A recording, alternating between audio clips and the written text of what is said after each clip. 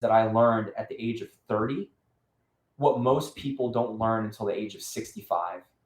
And that's where this movie comes in, is that we tend to look towards something like, oh, I want to get a high paying job. I want to make a lot of money. It's going to make me happy.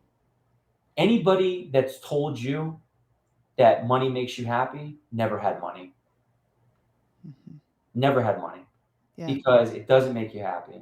No. You can have $60 million and you're not going to be happy. Mm-mm. Because it becomes more of like a now what? I got the mansion, now what? I got the Corvette, now what? I got the beautiful wife, now what? I got this, now what? We can't live our lives like that, chasing the next big thing, the next thing. You got to have the experience. That's how I was able to learn how to enjoy this moment, surviving the trauma and thriving forward. Enjoy the moment right now with your friends, with your family, with the people that you do have around you. Welcome to Onward Live, a live stream focused on encouraging you to create a life you love living now. Let's go beyond success to significance. Being clear on our why is crucial. It requires doing the inner work, finding ourselves, getting to know ourselves, embracing our inner child, shedding social conditioning, and letting go of perfect. We know obstacles make us stronger. We can dream big and take action. Believe you can, and you're halfway there. I invite you to tune in every week and engage with me and my inspiring guests. Invite your friends. Let's make time for what matters most in our lives. Let's move onward together. Hello, everybody. My name is Emily Harmon. I'm the host of the Onward Live show, and then I republish it later as the Onward Podcast. So I'm excited to have you all here. I know I have a very special guest tonight. So I just want to introduce myself a little bit. I retired about 3 years ago in May of 2019, after working for the Navy for 34 years, my whole life. And when I retired, I decided, I want to be a podcast host and I want to be a coach. And that's what I'm doing now. I'm a certified life coach, and I love coaching people on how they can create a life they love living. And that's different for everybody. And I have the now at the end. Create a life you love living now, because not once this changes or that changes, or when the kids grow up, or when this happens or when that happens. What can you do today? What little things can you do today that would help you love your life now? For example, yesterday I posted that instead of going to the gym to do yoga, I went outside and did it in the front lawn, and it was just a beautiful day. And that's a little out of my routine. Normally we just go through our routine. We operate, unconsciously, oh, I'm supposed to go to the gym. The class is tonight. Let me go there. No, well, how often do we stop and think, well, what's another way I could get my exercise in and still enjoy the day? And I just did yoga out in the front yard, hanging out with my dogs. So when I say create a life you love living now, I mean, how do you raise your energy level? How do you raise your vibration level so that you feel joy more often than you feel stressed and anxious? And those are some things I'm going to cover in future Onward Live episodes.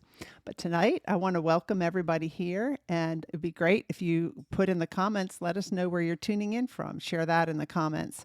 And I'm going to bring Joshua in right now. And once I do that, we'll take a look at the comments and see what's going on there. So let me bring Joshua in. So Josh, welcome to Onward Live. Thank you for having me. Yeah, I'm excited to have you here. We've been trying to schedule something like this for, I think, a year or so. And I think the timing right now is really good for having you on the show, because some time has passed. You have a little bit more perspective than the time that we were talking about interviewing you before. I've interviewed your mom on this show, and that was an awesome episode. And I'll put a link to that episode in the show notes. She's very brave to share everything that she's been through, and you are too, because you guys have been through a lot. And talking about it, I don't know if that helps you or is hard for you, but by doing it, you're definitely helping other people. So many people this year have been, the past 2 years with COVID, have been through a lot of trauma. And you titled this episode, surviving trauma and thriving forward. And in what you wrote to me, you said that you want to share your story and your belief that even through loss after loss after loss, there's still a chance for you to live your life in a healthy, constructive, and hopeful way. And I think you'd say there's still a chance for you to love your life. Absolutely. Yeah. So, welcome. I'd love to hear what you have to say. Yeah, it's definitely something that, you know, a lot of people have asked about, a lot of people have expressed about. I mean, everybody at some point in their life experiences some sort of trauma, you know, and it's really it's not something that you can really avoid as an individual. It just kind of happens.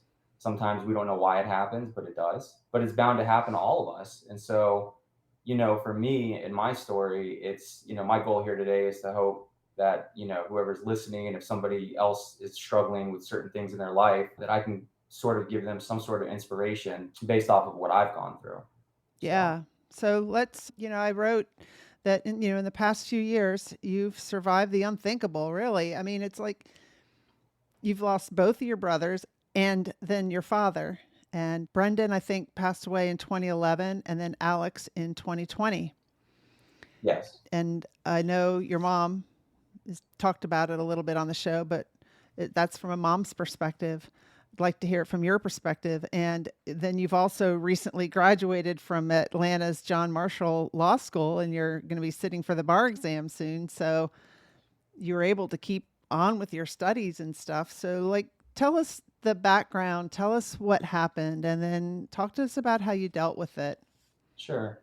So I think really, you know, if we're going to start from the trauma. I think that it basically, all of this started, you know, when I was young, my parents were divorced, you know, like so many other parents out there. I think the number is close to like 70% in the United States. So it's not something that's uncommon. But I think that with Brendan, my older brother, I think that the trauma really started when parents got divorced, and he sort of just kind of compartmentalized a lot of stuff that he didn't want to deal with. And I think that led to him, you know, eventually abusing drugs.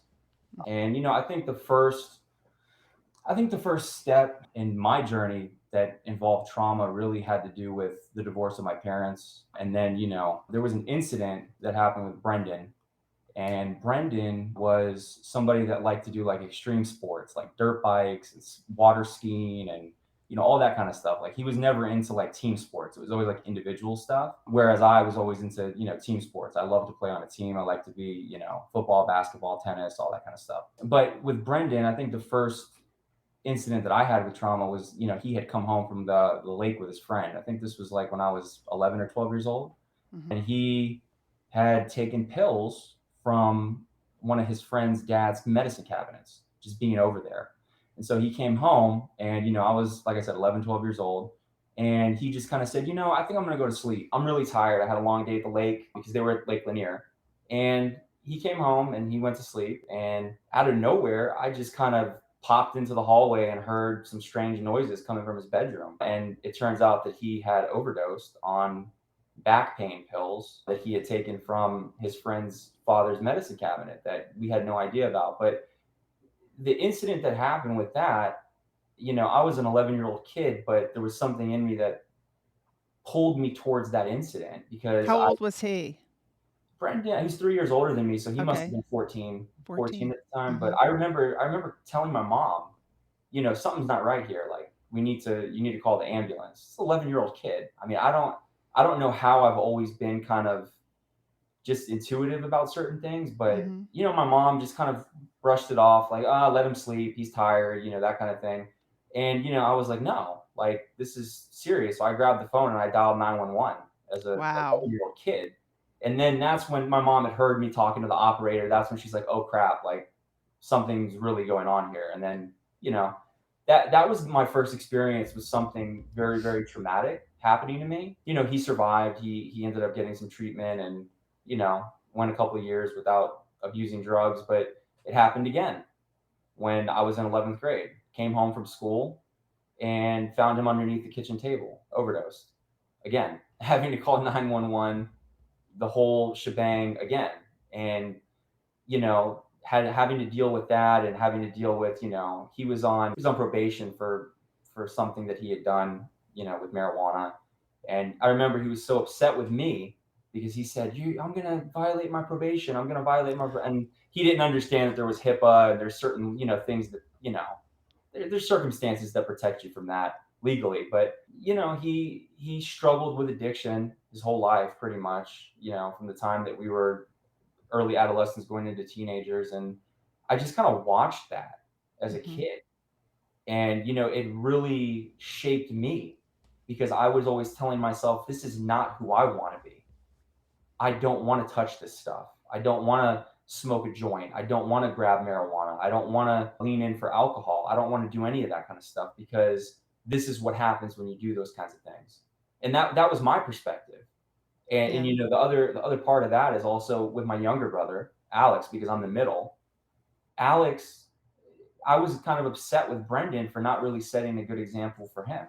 Yeah. And I had to take that responsibility on as well. That's a lot of responsibility. It is. It was. And it's, it's not something that I asked for. It's not something that, I wanted to necessarily do, but I wanted to protect my family, and I wanted everybody to be happy. I wanted my older brother to get clean. I wanted him to, do the things that he wanted to do, but it just kind of overtook my older brother. And, How old were you all when your parents divorced? 2002, I was 11 years old. Yeah. Yeah. That's difficult. And it's interesting. Not that you can stereotype, but I've interviewed a lot of parents on their children who've, had issues with drugs and alcohol, and then my son, and I've been around a lot of parents who've, gone through this, and there's a lot of similarities in the children that don't want to play team sports. They'd rather skateboard and do individual things. I see that. And they're all like super smart. I don't know if you can say that about your brother too, but smart in some ways. I used to say, well, if you would take all your smartness and apply it towards, school instead of learning, all the other stuff that he did that, I didn't know anything about. And I can see too, it's hard on a mom. I can be in your mom's shoes and think, oh, he's just tired. Sometimes you don't want to see it, or you just don't see it. Right. No, and you don't, and I think for her, she was so overwhelmed at the time with, being recently divorced and having to be a single mom now, getting used to that. I mean, she's a very strong woman, my mom. Obviously I'm biased, I'm her son, but very strong woman to go through what she went through. But no, with Brendan, once again, I'm biased because these are my brothers, but they were brilliant. As far as intellectually, they were absolutely brilliant.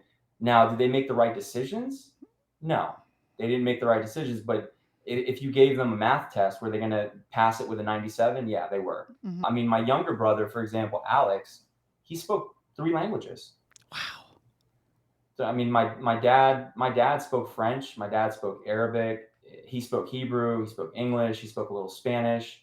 And my brother, Alex, would just learn the French language from my dad. And he knew Spanish because all of our friends were Hispanic. So we learned Spanish at an early age. I don't speak fluent Spanish, but Alex did. Yeah. I took it on. That's amazing. Yeah. So Brendan passed away, I wrote, in 2011. Brendan passed away in 2011 from a heroin overdose. He had been clean for about a year. He had an incident that happened with, I think it was his girlfriend at the time. I think they might have gotten into a fight. They broke up. And he basically tried to use the same amount of heroin that he used prior to getting clean. And he overdosed. Yeah, that'll do it. Yeah. So we had to deal with that as a family in 2011. And, that was really, really hard for me personally, because I was at that age where I was starting college, and it kind of just dragged me down because I was like, what am I doing? You know what I mean? What am I doing with my life? My older brother's dead. My parents are divorced. I could start to see that my younger brother was, he was on the right path. He was doing the right things. So, I mean, that burden wasn't on me, but it definitely took a toll. Definitely took a toll on us as a family when he passed away. And it honestly today, as I sit here and think about it, it feels so long ago that happened. Because, I mean, 11 years, but I mean, it feels longer than that to me. Why do you think that is? I'm not sure, to be honest with you. Maybe you feel like you lost him before he passed away. I think that that's a fair statement. Mm-hmm. I think that's a fair statement. But you know, it was very difficult for my younger brother to process that grief than it was for me, because I was old enough to see what was going on at such a young age myself, that his behaviors and things that he was doing, getting locked up, messing up in school, you know, using drugs, bringing people over to have house parties, you know, things like that. Those were things that I was able to see. And so when to be honest with you, when all of this happened with Brendan, it was a shock to me because he was clean for a year. Yeah. But I think it's almost like in the back of my head I knew, like, this is a possibility one day, because I already almost lost him twice. You got to remember, I You're right. stumbled upon him overdose twice already. So this wasn't something that was completely like out of the norm for me. But for Alex, it was different. I think Alex took it a lot harder because I don't think Alex understood what really was going on with Brendan. I don't even Alex is how many years younger than Brendan? 5, because 5 he's 2 years. years younger So than me. you're in the middle. Yeah, And did you ever talk about it with Alex? I did. We did. We talked about it a lot. There were times where we, you know, sat down till 3 o'clock in the morning, just having conversations about, you know, how did this happen? You know, if he was still alive, what would we be doing? You know, things like Mm-hmm. that, and brother stuff. But no, it definitely took a toll on Alex. And yeah, So what did you and then Alex was still at home and you were off in college. Did you go away to college? no. So the way that it worked was, for me, you know, when my parents got divorced, we all lived with my mom. That wasn't necessarily my choice, Mm-hmm. because you know at that time I was 11. They defer to the, you know, Mm-hmm. if you're 13 or older, you can choose who you want to go live with, Right. and the courts will consider that. But for me, you know, I didn't want to live with my mom. Mm-hmm. I can't sit here and like say why that Mm-hmm. was. I just felt like I was really really close with my father, Mm-hmm. and I feel like every boy, young boy, needs to have a relationship with his father in order to learn how to be a man. Mm-hmm. And I think, I don't know that I necessarily understood that at the age of 11, but I wanted to be with my dad. Mm-hmm. You know what I mean? And so fast forward, you know, after Brendan passes away in 2011, my dad gets a divorce from his second wife, the woman that he married after my mom, and he wanted me to come live with them. And he said, you know, let's make an arrangement. I wasn't doing what I was supposed to be doing at that time. I was messing up. I wasn't in school full time. I was going from job to job. I had no direction. Mm-hmm. And as soon as I moved in with my father, that was completely different. It Mm-hmm. was like, bam, like, you're here, you got a choice. You're either going to go to school or you're going to work full time. Mm-hmm. If you work full time, you're going to have to pay rent. If you go to school, you don't have to pay rent. You make the decision. And so it was easy for me as like 18, 19-year-old kid. I'm like, oh, I don't have to pay rent. Like, let me just go to school and figure the school thing out. And so I went to GGC and I stayed home. I lived with my dad the whole time that I was at GGC. You know, save money. My goal is that I always knew I wanted to go to law school as soon as I started GGC, and so I wanted to save money, and you know, I wanted to rebuild lost time that I had with my dad. And at Yeah. that time, my younger brother ended up coming about 2 years after I moved in with my dad. He came to live with my dad as well.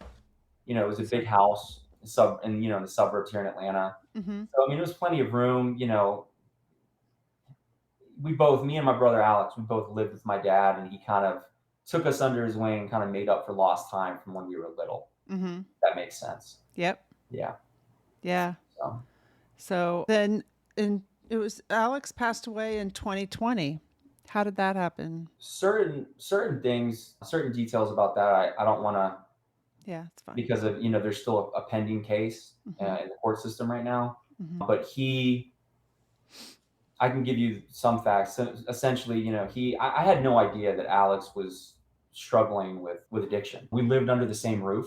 We talked every day. We saw each other every day. There wasn't one night, you know, I wasn't the type of person to like go and like have spend sleepovers or stay at other people's houses. I mean, and Alex wasn't that way either. We would both kind of just like, if we had to go out with friends, whatever, we'd come home and then that was that. Mm-hmm. But with Alex, you know, he, towards the last year of his life, I started noticing some changes as far as his behavior, just kind of locking himself in his room, seemingly becoming more kind of like depressed in a way. But He took what he thought to be a Percocet pill that he had gotten from somebody, and the individual that sold it to him knew that it wasn't a Percocet, and it actually contained fentanyl, and it killed him instantly. Mm. Yeah, and that's a completely different, that to be honest with you, that trauma of that circumstance still somewhat haunts me a little bit.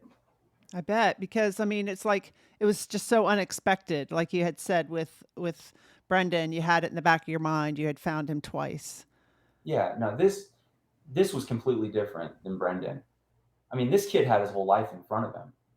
Alex had his whole life in front of him. I mean, he had so many friends, I mean, like, people to this day still like message me that I didn't even know were his friends. Like, man, I loved your brother. Like, I miss him. Blah blah blah.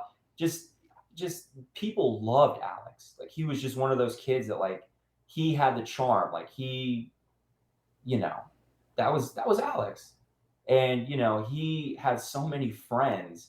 I had no idea what he was struggling with, and like I said, I saw him every single day. So We talked every single day. how did you handle that? How did you handle that? Like, I'm sure you second guessed yourself. Maybe. I mean, I don't know. I'm assuming. Maybe As far because as that's what I would have done. in terms of what you mean of Like, why didn't I see it? Or how could I have, like, what did I miss? But there were certain things that I look back on, little conversations that we had, yeah. that when I look back now, I'm like, this makes sense. You know what I mean? Like, in a way, because it's like you kind of see, you don't see it in the moment because we're all Right. so preoccupied Right. with our lives. Like, I remember my first year of law school. This was right before Alex passed. Alex passed in February of 2020. I started August of 19 in law school, so it was my first year going into my second semester, and you know I look back at some of the stuff that, like, he would come and we would talk, and I would be so busy with Yeah. stuff that I had going on in my life. And I'm like, man, I wish I would have made an extra 5 minutes to just stand there and talk to him for an extra 5 minutes. You constantly have that battle with yourself. I think that's part of the Yeah. trauma Yeah. is what did I miss? What could I have done differently? What could I have, I beat myself up about that for a long time. How did you learn to stop beating yourself up? There's an individual that I've worked for the past couple of years. He's an attorney. He's a criminal defense attorney here in Gwinnett. His name's Lawrence Lewis. He really, I was working with him at the time that I lost my younger brother, and he really stepped in the shoes of a mentor. And then after my dad passed, into like a secondary father figure to me. Yeah. And he really explained some things that I couldn't even comprehend at the time, as far as like things that I could be doing to try and better my life at this moment. How can I process this grief without just kind of shrugging it under the rug? How can I process this grief in a constructive way versus doing abusive things like going out and drinking, or breaking the law, or driving drunk, things like that, because those are all things that happen to people. That, I think, that's why people end up arrested and in the system, is because of unresolved grief, unresolved emotional damage. Yeah, I think you're right. You're very fortunate to run into him, to be working with him and have him have that knowledge, because I know for me, I used to think, well, my son, I've told you, is, he's almost 5 years sober, but I used to think, oh, poor Will, he's drowning his sorrows, his feelings in alcohol. And I wasn't aware that I was drowning my feelings by being busy. And so I think we all, maybe you don't end up going to jail for avoiding your feelings and not letting them pass through, let that negative energy pass through you. You take it and you, like one of my guests said, you shove your feelings down to the basement, they go down and lift weights. So that's great advice that he gave you, to like feel it and then to not take it out in a destructive manner. And we may not even take it out in a destructive manner. We may take it out and just like every night come home from work and binge watch Netflix, right? Right. Just not being present. Right. not feeling the feelings. I It's, did that a lot, and it's painful to process it, but it's more painful to hold it in. it is. And I agree with you 100% on that, because I think that I think that there's, obviously, I'm not going to say there's just this and then there's this. There's not just a left and right when it comes to this kind of stuff. But I do think that there's a spectrum. And I think on the left side of the spectrum, there's people that have personality traits that are very avoidant. And Hmm. then I think on the other end of the spectrum, there's people that have personality traits that say, I'm just going to run towards this. I don't Hmm. care that it's a problem or that it's scary or that it's, I'm confronting this head on. I'm not going to run the other direction. And I think that obviously there's people in between that spectrum that you can have a little bit of both.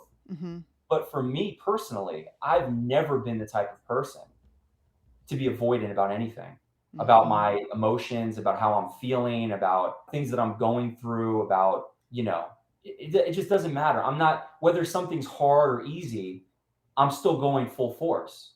You know what I mean? And that's really been my personality. And I think, that's kind of weighed in my favor a Yeah, lot, sounds like it because, has. I have enough insight about myself to know, okay, like you're starting to feel a little bit sad. You're starting to feel a little bit depressed. Let's try to analyze this. What's going on? How are you feeling? Maybe we need to go get some therapy. Maybe we need to talk to somebody about this instead of just keeping it in. I'm the kind of person that I'm able to process myself, and I'm not going to shove it under the rug. Good for Never going you. to do that. That's Yeah. awesome. That's why that's one of the reasons why you're still here. I mean, after everything that you've been through, because this was February 2020, your brother passed away. Now your mom's got 3 sons and you've got 2 brothers, and you're the last one left, and you're living with your dad during the pandemic. Then what happened? And before we get into that, let me just say, post something here. Donjet says Joshua comes from a Hebrew name meaning God is deliverance. Joshua was the Israelite leader who succeeded Moses and led the Hebrews to the promised land. Joshua and Caleb. Joshua was a faithful aide to Moses. She's talking about your name. Yeah. Thanks, And Donjet. it's funny that she said that, because that's the exact reason that my dad named me that. My dad had the idea to name me Joshua because of the Bible. Yeah, yeah. So our family's Jewish, so that was a strong predictor for what they were going to name us. And then Um, we've got Likia here. She's tuning in from Costa Rica. And I don't know if you know Daniel or not, but he said you're an amazing man. And I don't know, do you know this woman? yeah, I have to talk to her every day. Oh, your mom. And then Sue says, "I'm so proud of my nephew for sharing his trauma and how he goes on day after day and not just going on, but succeeding in life for sure." So anyway, so we've got the pandemic going on. Your brother just passed away during the pandemic, which was a complete shock to everybody. And then what happened with your father? So this is probably the hardest segment, is getting into this part, because to me my father was everything, best friend, confidant. You know, we had such a close relationship. I mean, it's the type of relationship that any son would want to have, with their dad. But Alex passes in February of 2020. The next month, obviously, President Trump comes on and says, "Oh, we're locking everything down." And so that's kind of scary. Me and my dad don't know how to deal with that. And, it turns into this whole situation where essentially, my grandmother had come for the funeral for Alex from Florida, my dad's mom, and she was staying with us. And, she was planning on going right back to Florida. But then when the pandemic hit, she was kind of like, I don't think traveling right now is probably the best idea. And so she stayed with us. It was just me, her, and my dad. And in June, fast forward to June from March, she fell in the garage, had an accident. She had to go to the hospital. She ended up breaking part of her pelvic bone Hmm. from the fall. She slipped in the garage, and she ended up going to the hospital. And then they sent her to one of these, like, rehabilitation places to kind of do physical therapy. And she came home from that. And I remember talking to my dad, and I was very fearful, because I said, you were hearing on the news at that time that, like, these nursing homes and like rehabilitation places were like breeding grounds for COVID. Yeah. And so I was really nervous about her coming back to the house And, I kind of told my dad, I said, maybe we should just have my uncle from Florida just come and pick her up directly, because I don't think it's a good idea. Because me and my dad have been isolating for months, Yeah. at the house. We're not leaving the house. We're not doing anything except to go to the grocery store, and that's just essentials. And when she came home, sure enough, within a couple of days, she got a fever. She started coughing. And then I was next up. I got sick. And then my dad got sick. And me and my dad were kind of right there in line with the timeline. We kind of got sick at the same time.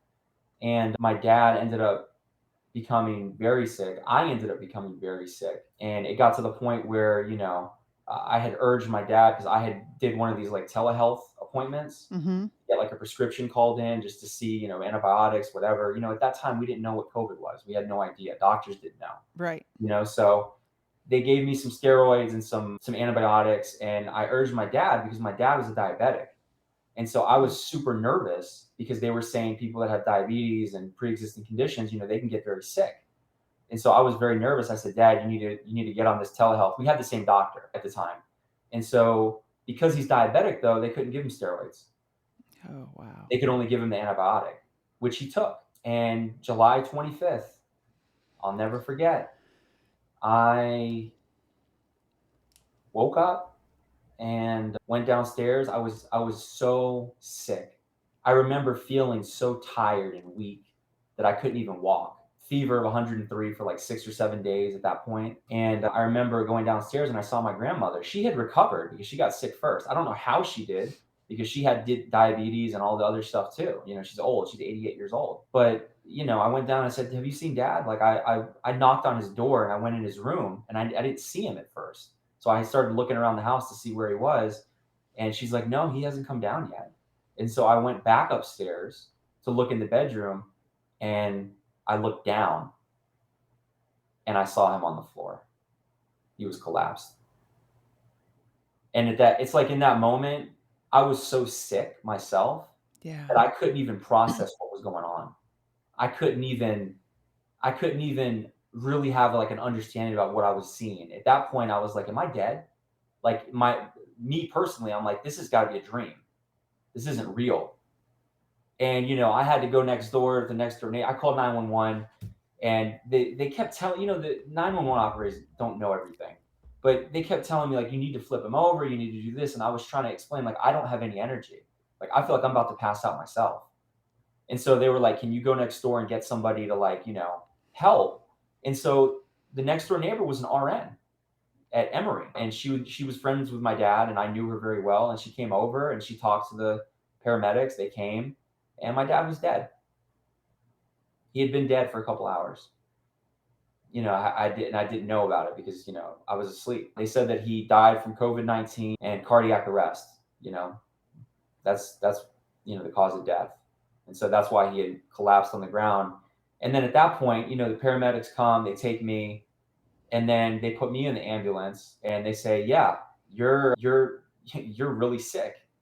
And, now that we see your dad has passed away, like, we're going to go ahead and take you, because, you might be next. And so I get to the hospital at Emory, just finding out that my dad is dead. My brother died 3 months ago. And now I'm in the hospital. I don't have any pre-existing conditions. I'm in good health. I get a physical every year. I get my blood checked. Like, I'm staying on top of myself. Like, I don't have any issues, health issues.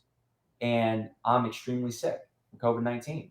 And they do an x-ray and blood work on me. And they're like, oh yeah, you have double pneumonia. You're going to need to be admitted. And so they admitted me into the ICU. And at that point, and in that exact moment, I didn't care whether I lived or died. And I know that that's something crazy to hear. I'm sure some people in the audience are like, oh, how could you feel like that? But you got to understand the circumstances around that event. I just lost my brother. I just saw my dad die. And now I'm in the hospital. And they're telling me, I asked the doctor, I said, am I going to be okay? And he's like, we don't know. Wow. We don't know. That was and you're just feeling so exhausted. I mean, you had a temperature of 103 for 6 or 7 days. 6 or 7 days.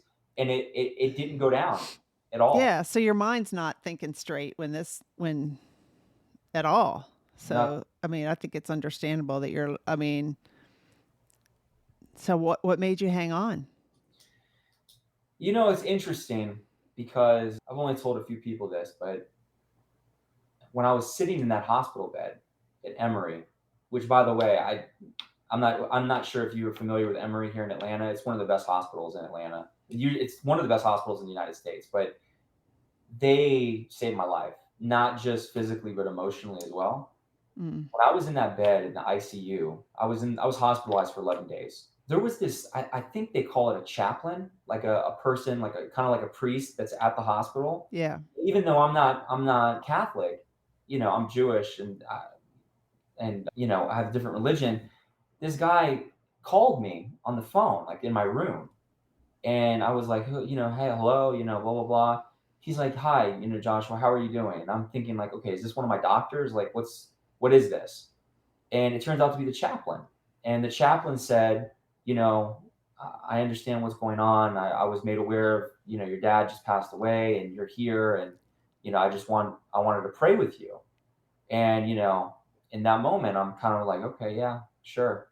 And, he prays with me. And I remember specifically telling him, I said, I don't think I'm gonna make this. I don't think I'm gonna make this. I, I felt so like defeated.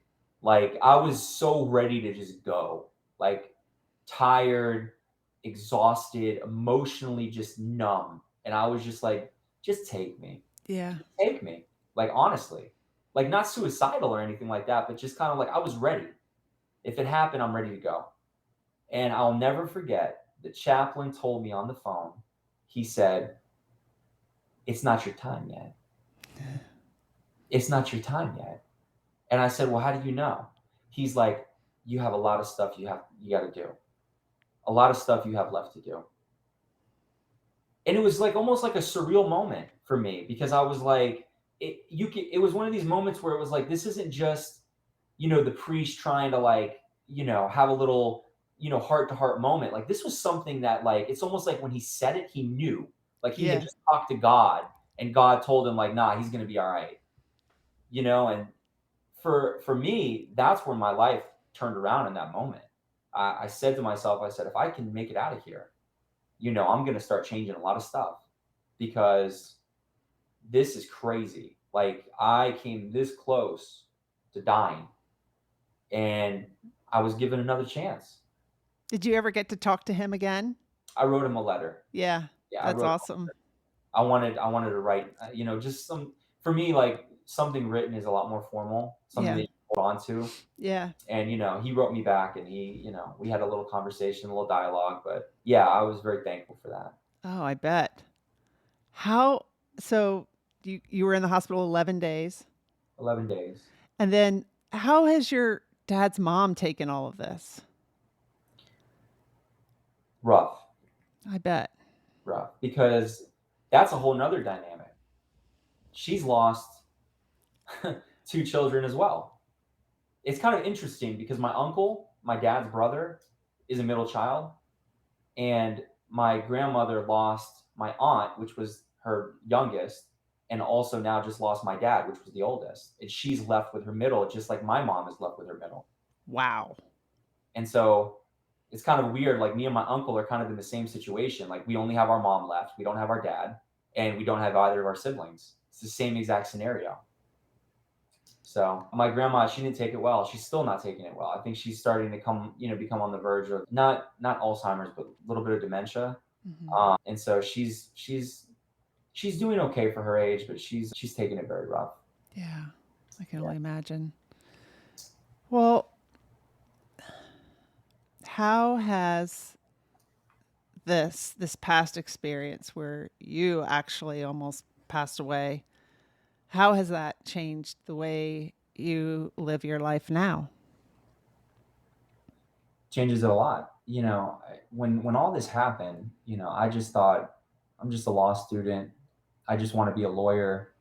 I just want to go out there and I want to work. I want to have a good living. I want to have a good life. This is before all this. And when this happened, it was just kind of like it really made me sit down and reassess a lot about what it is that I'm doing with my life and why I'm doing it. I think that's one of the most powerful things about your program here is why. What's your why? Why are you doing all this? Mhm. And for me, I came to the conclusion that I don't think that I was ever doing it for the wrong reasons, but now I have a more clear purpose as to what I'm doing with my life. And I think that these circumstances that I dealt with shaped the person that I am right now. For sure. It's not even a question.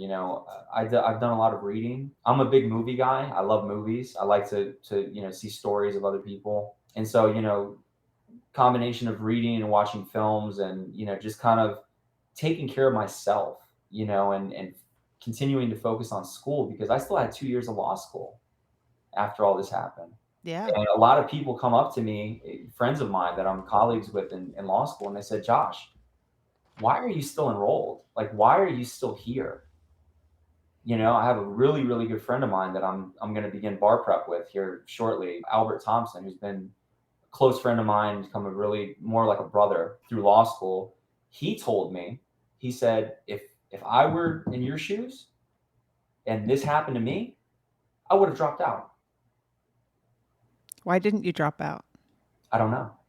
You said that, you kind of, you've realized you're still on the right path. It sounds like you really want to be an attorney. Right. What do you want to do as an attorney? What kind? I'm gonna do criminal. I'm not really sure what I've been debating on whether or not to go and be a prosecutor first and then transition into criminal defense. But Mm-hmm. I know that eventually I want to be in criminal defense. Mm-hmm. But that much is clear. But as far as why didn't I drop out, there was just this perpetual motor that kept moving me, and I'm not really sure what it was. But I think it might have been a combination of just me not wanting to throw everything down the drain. Yeah. Really seeing, okay, you lost your brothers, you lost your dad, you lost pretty much everything. You only got your mom left. You don't really have a family anymore. And, people say all the time, you got family, you got uncles and aunts, but that's an extension. It's not, you don't see or talk to them every day. Yeah. So when you just take all that away from you all at one time, it's very traumatic. So how do you said that there's still a chance for you to live your life in a healthy, constructive, hopeful way. There's still a chance for you to create a life that you really love living. Right. How do you do that? By being very patient and easy with yourself. For me specifically, surviving this trauma that I did, it took a lot of meditation, self-reflection, perseverance, passion, just a lot of looking at yourself in the mirror and saying, this is something that I'm going to continue to do. I'm going to finish this. I started it. Yeah, there's been a lot of roadblocks. There's been a lot of bumps in the road. There's been a lot of obstacles placed in my path. But once again, we go back to the same thing. Am I the type of person that's going to avoid, or am I the type of person that's going to run head on? You can place a 50,000-foot wall in front of me, and I don't care if I have to drill a hole through it. I'm getting through it.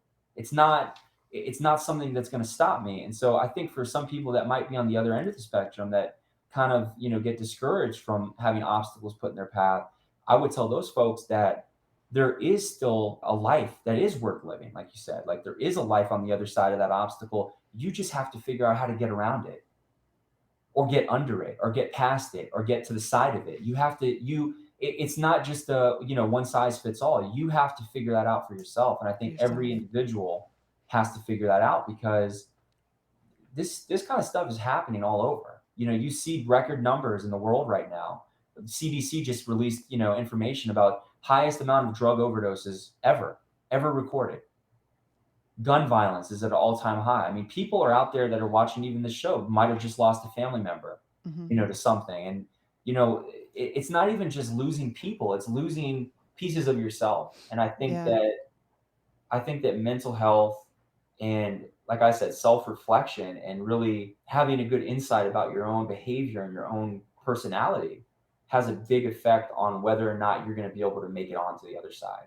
I completely agree with you. I mean, I think that and I did this, we tend to point like if once this changes or if that was different or if this was different. And one of my coaches said, when you point your finger at somebody, you have three pointing back at you. So it's that self-reflection. It's understanding yourself and it's letting those feelings pass through you because thoughts are energy.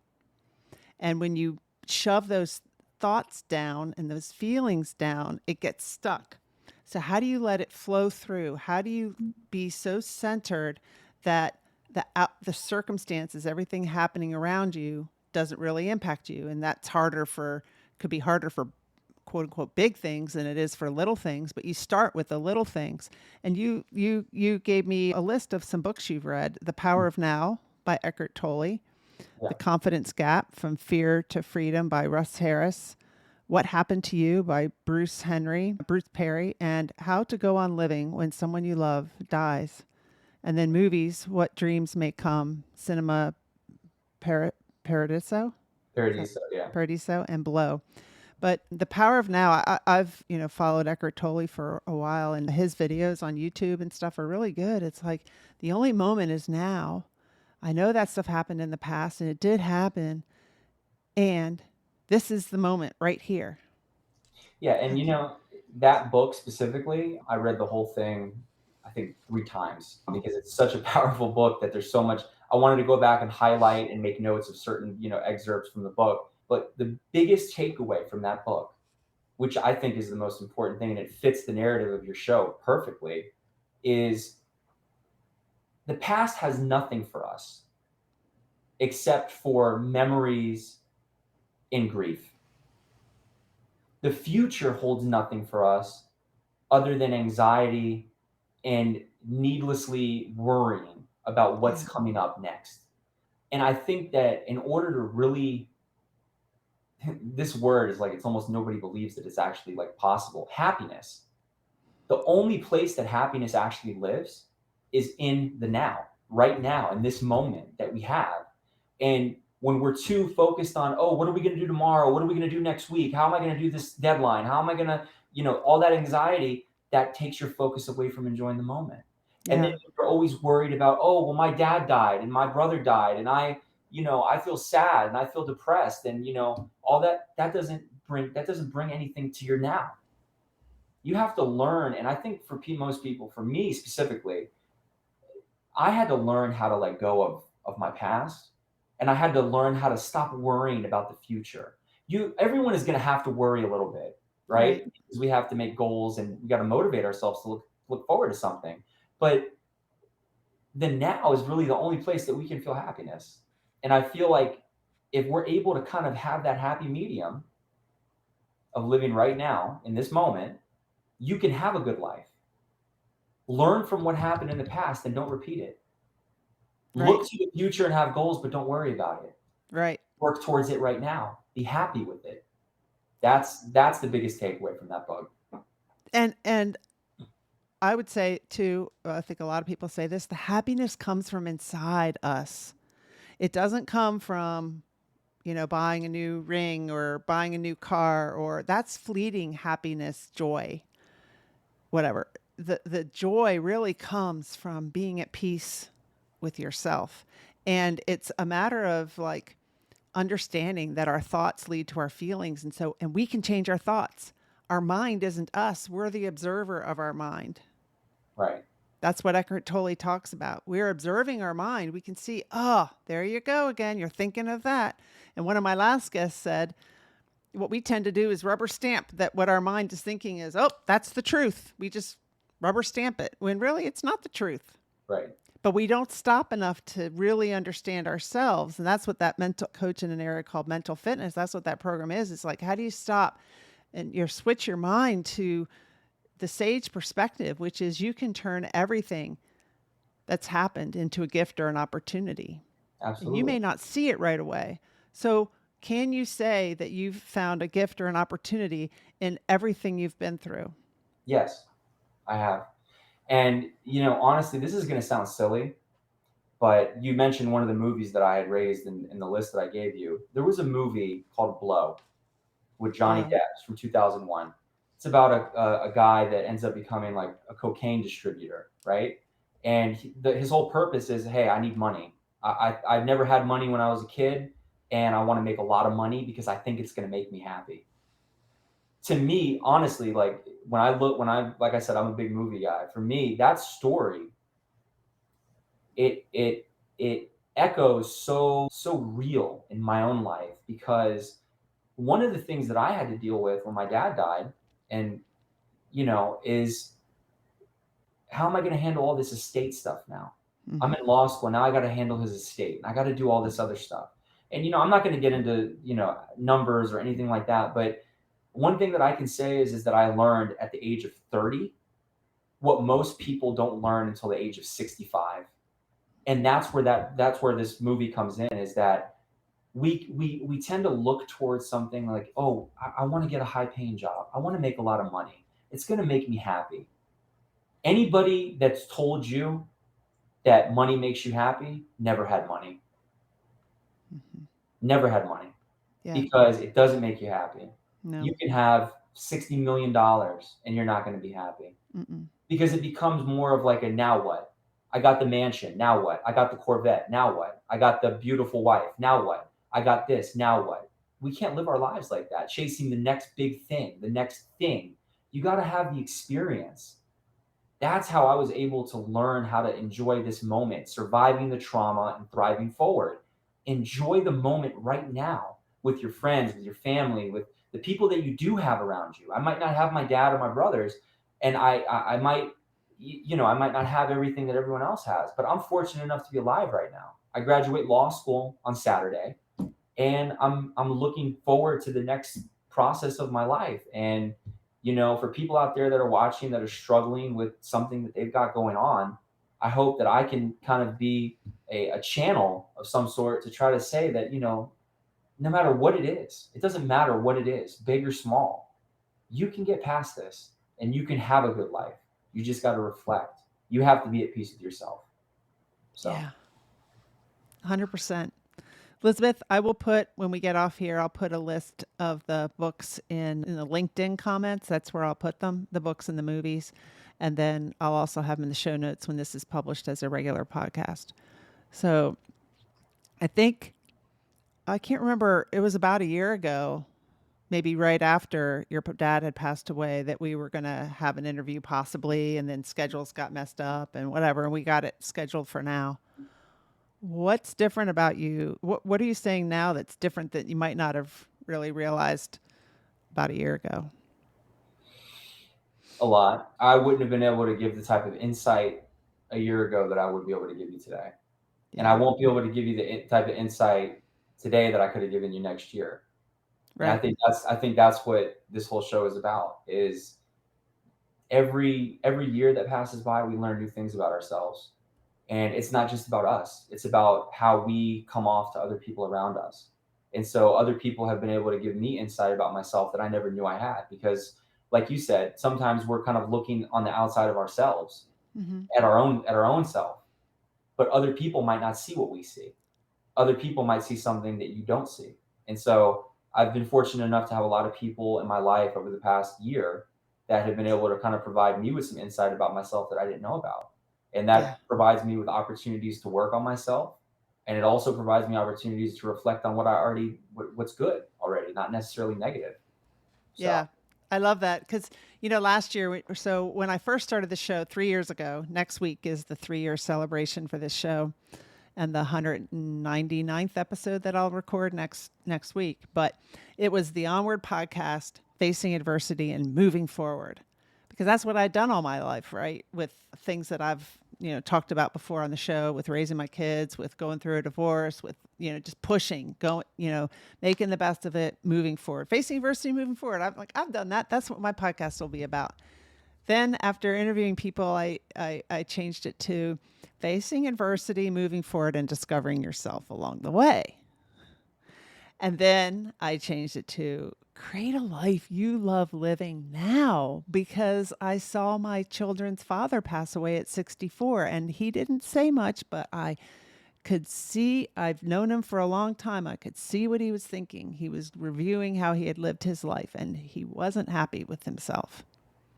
And was waiting to retire for something to happen, this to happen or that to happen. It's like, when I retire, when the kids grow up, when this happens, when that happens. No, now.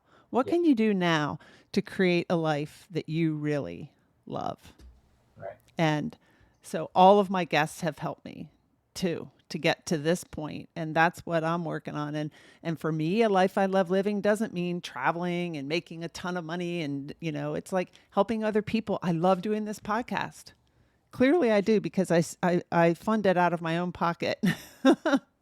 And so I love it. It doesn't even matter to me, because I just love it. So what can you do what can you find in your life that you really love? What are you waiting for? And you say to yourself, well, no, that couldn't happen. Well, how do you know? What's another way of looking at it? You might be looking at it just from this perspective when there's all these other perspectives, but our minds just keep us to this and say that couldn't happen. I would like that, but it can't happen. So yeah, I guess if you think it can't, it won't. Right. And that's where it all begins. It's right there, what you just said.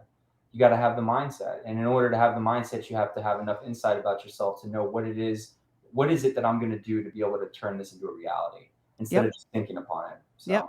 And it sounds like you've had, I don't know if you've worked with coaches, but it sounds like you've had mentors, a lot of people in your life and movies. You went out and sought, input to help you. You didn't do this just on your own. No, I'm always seeking, because there's always other people that are going to know a lot more than me. And that's what I've done my whole life. And, like I said, I already gave him a shout out, but Lawrence Lewis has really been one of the only people that has kind of pushed me through this whole experience. Mm-hmm. And I've come out a better man because of it. So I just want to thank him. I don't know if he's watching, but I just wanted to say thank you. So. Well, if he didn't watch, make sure he sees it. Okay, Joshua? Absolutely. So thank you so much for being on this show tonight. And I think that with divine intervention, the timing of this show is just perfect. I think this is Mental Health Awareness Month, right? And you've come a long way. You had a lot more to share with us than you would have a year ago. You've got some perspective on everything that you've been through. And congratulations on graduating from law school Saturday, you said, right? Yes. Oh. Thank you so much. Awesome. Thank you to everybody who watched tonight. I really appreciate you. I can see, 24 people. We might even have more than that. And I really appreciate you all watching. We log off when we're done. You can still put a comment in, and Josh will see it. I'll see it. Share what you thought about this episode. Take a screenshot and share it and say what you learned. Share a link, share the video. So Donjette says, as we wrap this up, congratulations on your graduation. The best is yet to come. Yeah. Thank I you. just went to my son's graduation last weekend, and it's just so awesome. I know your mom will be so proud, and you are too. So thank you very much, Josh.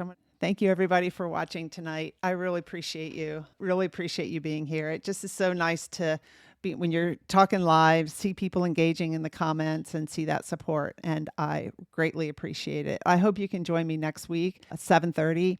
Where we're going to be having a celebration for the Onward Podcast, 3 years of publishing this show. And I'm excited to bring the guy who wrote the song Quantum Leap that I play in the music. We're going to talk about what that song means and the words to that song, and how I met him. Because 3 years ago when I picked that song and met him, I didn't really understand the words in it. And now I do. And it's just going to be awesome to talk with him. My son's going to be on the show. I think my daughter will be on the show. So we're just going to have Jenny Clark, a good friend of mine. We're just going to have some people coming in and out. And I'll probably, depending on how many people we have that want to come on, I'll share the link so you can join me for a quick second or something. And just, help me celebrate. My whole life, I didn't really celebrate my accomplishments. I just didn't take that time. And so this is a big deal for me to even have a celebration like this, because I just kind of blew past it, on to the next thing, not really enjoying the moment now. And that's what I want to do next week. Enjoy the moment now of 3 years. It's a big deal. Most people quit podcasting after 7 episodes because it's not easy. It takes a lot of perseverance and a lot of work. So thank you for joining me tonight, and for Josh and joining him as well. And I hope to see you next week right here again live. All right. I'll talk to you later. Onward Live is sponsored by Emily Harmon Coaching and Consulting. Visit my website, emilyharmon.com, to learn more about me and my coaching programs. I'd love to help you create a life you love living. Remember, every adversity is our own personal university. Sometimes the lessons are difficult, and we must learn from our experiences. Vulnerability is your superpower. You are lovable and worthy. And we discuss these topics and more because professional is personal. Thank you for joining us and engaging with me and my guest